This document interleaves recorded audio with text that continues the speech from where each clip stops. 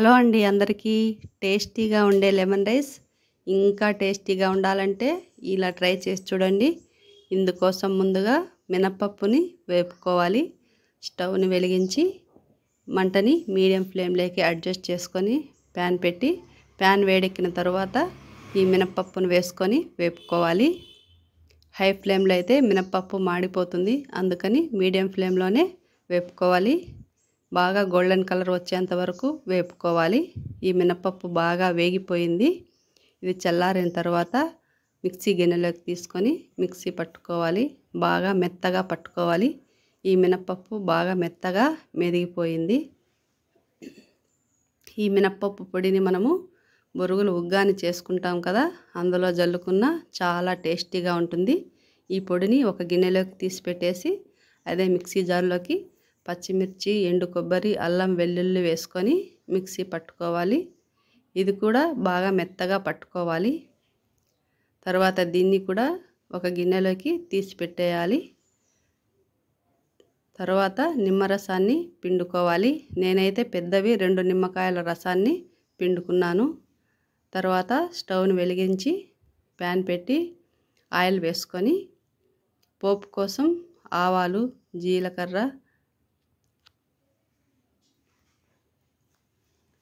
అలాగే మినప్పప్పు వేసుకొని వేపుకోవాలి.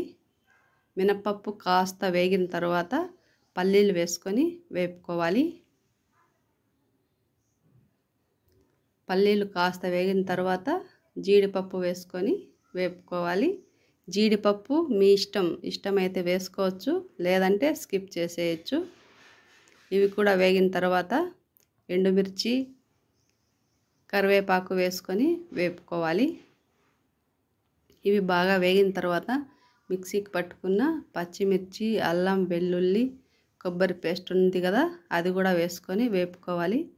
ఇదైతే బాగా వేగాలి ఇందులోనే.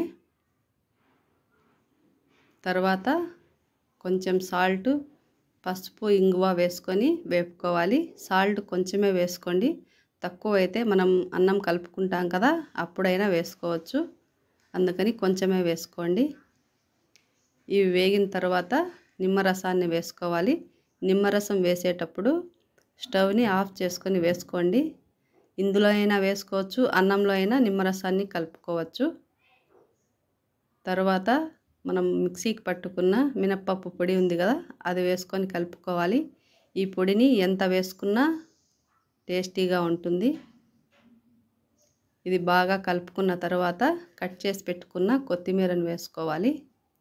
ఈ కొత్తిమీర వేసుకున్న తర్వాత బాగా కలుపుకోవాలి. తర్వాత మనము అన్నం వండి పెట్టుకుని ఉంటాం కదా, ఆ అన్నం వేసుకొని కలుపుకోవాలి. సాల్ట్ తక్కువైతే ఇప్పుడు వేసుకోవచ్చు. ఇంకా కొత్తిమీర కావాలంటే ఇలా పైన జల్లుకుంటే చాలా బాగుంటుంది. అంతే అండి, ఎంతో టేస్టీగా